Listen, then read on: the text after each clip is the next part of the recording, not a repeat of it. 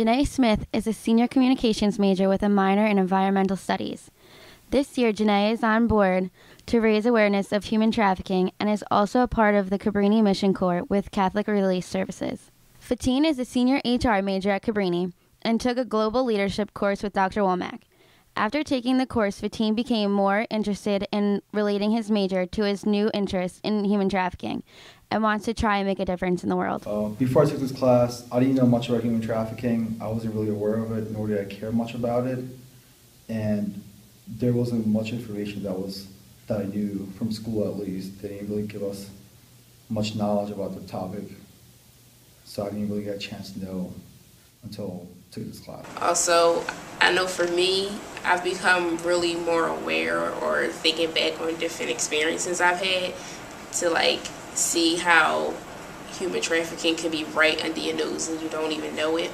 I know I worked at King of Prussia Mall at one of the department stores, and it was two guys that came in and they were looking at bathing suits. I was working in the swimwear department at the time, and the two guys were looking at bathing suits, and it looked kind of odd at first because it wasn't just two guys coming in like, yeah, you know, my girlfriend or whoever will look cute in this or something like that, but they really looked really serious, you know. They had these serious looks on their face, and they were picking up multiple bathing suits, and it was like why do you need multiple of the same bathing suit, you know?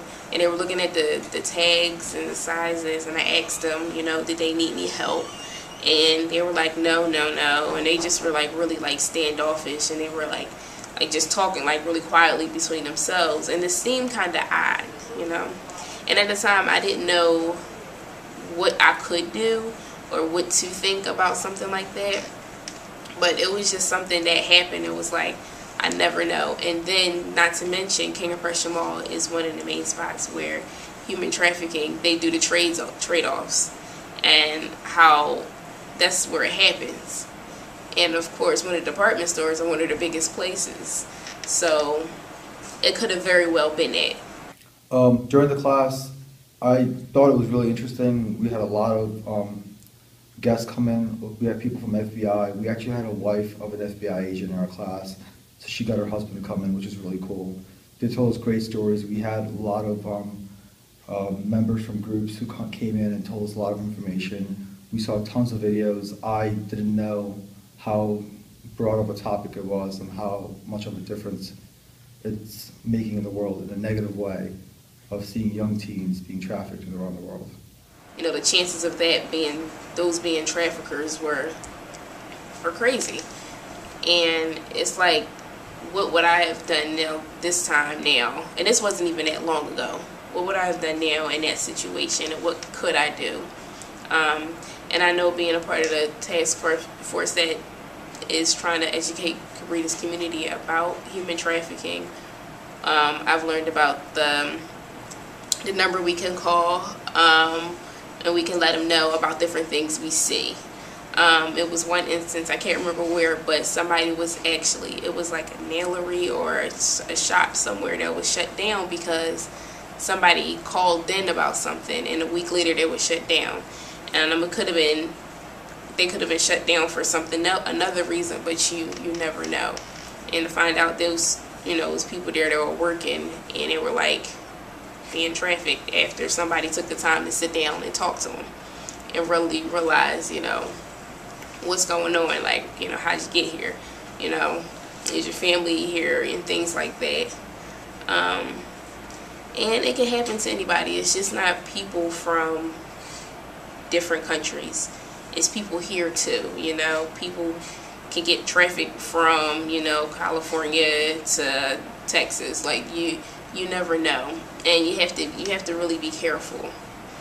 And the thought of this is scary, because then I think of my friends' family, my little sisters, my little cousins, and just any young child, especially where you don't have, especially in today's society, I think when you have a lot of your parents out working a lot, and not to say no, but you don't have supervision. But nowadays I see a lot of kids that are out on their own trying to, have fun, do whatever they have to do, and then you have to worry about being trafficked. And I never really heard of human trafficking until I got after high school. I think maybe I heard about it. I heard of like sweatshops and things like that, and that's another way. Human trafficking is another way you can have a sweatshop. So I heard of that, but human trafficking wasn't something I really thought about or knew about. So it's definitely opening me up to, like, it's like an avenue to all the other problems that are going on, you know. Like, it's a lot of different social justice issues that human trafficking plays a huge part in. And, like, you have poor countries, and they're looking for ways to feed their family. So they're going to try to find out work they can do and end up being trafficked. After taking the class, I realized that this is a very important topic, and I do want to make a difference in the world. Knowing the fact that I do live in an area in King of Prussia, which is very known for human trafficking, I figured that I want to make some sort of difference in our community. The Cabrini Mission Corps, and they partner with CRS ambassadors here at Cabrini. And what we're doing this year